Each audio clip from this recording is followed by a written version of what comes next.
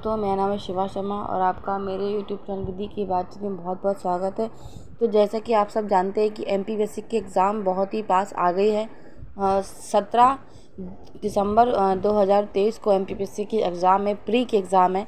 तो इसमें एक बहुत ही इम्पोर्टेंट क्वेश्चन है एमपी का राज्य का खजुराहो मंदिर से संबंधित कुछ तथ्य हैं, कुछ बहुत ही इम्पोर्टेंट पॉइंट्स हैं यहाँ के।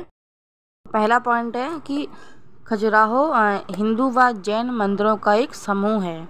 तो ये बात ध्यान रखना है कि हिंदू खजुराहो जो स्थल है वो हिंदू व जैन मंदिरों का एक समूह है जो मध्य प्रदेश के छतरपुर जिले में स्थित है। दूसरा है 64 योगिनी मंदिर, ब्रह्मा एवं महादेव मंदिर ग्रेनाइट पत्थर सर से और शेष मंदिर गुलाबी अथवा हल्के पीले रंग के दानेदार बलुआ पत्थर से बने हैं। खजुराहो मंदिर मध्य भारत की विंध्य पर्वत श्रेणी में अवस्थित है। खजुराहो मंदिर मध्य भारत की विंध्य पर्वत श्रेणी, ये बिल्कुल ध्यान देना है कि विंध्य पर्वत श्रेणी में अवस्थित है। खजुराहो के मंदिरों का निर्माण चंदेल वंश के शासकों द्वारा 900 से 1330 ईस्वी के मध्य किया गया था। तो जो खजुराहो मंदिर है उसका निर्माण चंदेल वंश के शासकों ने किया था और उसमें कितना समय लगा था? 900 ईस्वी से 1130 ईस्वी के मध्य के बीच में मतलब किया गया था। उसके बाद है कि मंदिरों को 1986 ईस्वी में यूनेस्को ने विश्व विरासत स्थल का दर्जा प्रदान किया था। विश्व विरासत स्थल का दर्जा प्रदान किया था। कौन सी ईस्वी में? 1986 में, 1986 में। इसके बाद है खजुराहो के मंदिरों का निर्माण ग्रेनाइट की नींव, जो कि दिखाई नहीं देती। जो नींव है ना, नींव तो वैसे भी किसी भी घर की हो या मंदिर की हो, नींव हमारी ज़मीन के अंदर होती है, तो दिखाई नहीं देती है। वो नींव ग्रेनाइट की थी। अब है कि यशोबर्मन 954 ईस्वी ने विष्णु मंदिर बनवाया था, जिसे अब लक्ष्मी मंदिर के नाम से जाना जाता है। तो जो वर्तमान काल में लक्ष्मी मंदिर है वो यशोबर्मन के टाइम पे 954 ईस्वी में विष्णु मंदिर के नाम से उसकी स्थापना की गई थी। ये प्रश्न आ सकता है कि जो लक्ष्मी मंदिर है उसे पहले इसकी स्थापना किस नाम से की गई थी? तो आप बता सकते हैं कि ये विष्णु मंदिर के नाम से इसकी स्थापना की गई थी।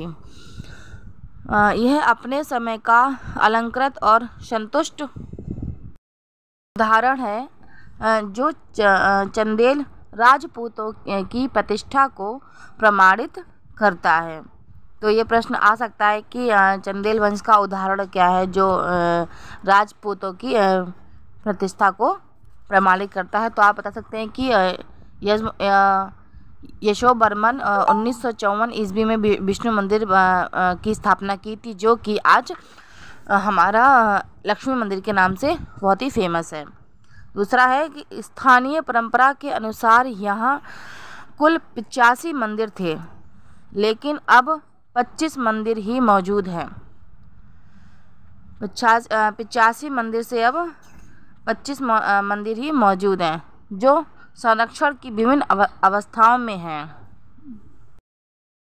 चंदेल वंश के पतन 1150 ईस्वी के बाद मुस्लिम आक्रमणकर्ताओं द्वारा इन मंदिरों को काफ़ी क्षति पहुंची और इसी के चलते यहाँ के स्थानीय निवासी खजुराहो को छोड़कर बाहर चले गए। अब है यहाँ का सबसे प्रसिद्ध मंदिर कंदारिया महादेव मंदिर है। तो ये प्रश्न बहुत ही इम्पॉर्टेंट है, ये पॉइंट आ सकता है कि खजुराहो मंदिर का सबसे प्रसिद्ध मंदिर कौन सा है? तो हम बता सकते हैं कि सबसे प्रसिद्ध मंदिर कंदारिया महादेव मंदिर है, जो 6500 वर्ग फीट में फैला हुआ है और इसके शिखर की ऊंचाई 116 फीट है। उसके बाद है 13वीं से 18वीं सदी तक खजुराहो के मंदिर वनों से ढके रहे और वनों से ढके होने के कारण जनता की पहुंच से दूर बने रहे। लेकिन ब्रिटिश इंजीनियर टी.एस. बुर्ट ने इन्हें दोबारा खोजा और तब से ये मंदिर जनता के लिए आकर्षक का केंद्र बन गए। तो ये पॉइंट आ सकता है कि जब ये मंदिर वनों से ढके थे तो किसने इनको दोबारा खोज की। तो ये प्रश्न आ सकता है कि किसने खोज की। तो यहाँ पे है कि ब्रिटिश इंजीनियर टी.एस. बुर्ट ने इन्हें दोबारा खोजा। ठीक है, ब्रिटिश इंजीनियर टी.एस. बुर्ट ने इन्हें दोबारा खोजा। अब है खजुराहो महोबा के 54 किलोमीटर दक्षिण, छतरपुर के 45 किलोमीटर पूर्व और सतना जिले के 105 किलोमीटर पश्चिम में स्थित है तथा निकटतम रेलवे स्टेशनों अर्थात महोबा, सतना और झांसी से पक्की सड़कों से अच्छी तरह जुड़ा है। तो ये सभी के बाद एक ये प्रश्न है कि मंदिर स्थापत्य के बारे में निम्नलिखित में से कौन सा कथन सत्य है। तो स्वतंत्र आधार चूना पत्थर के मंदिरों का उद्गम गुप्त काल में माना जाता है।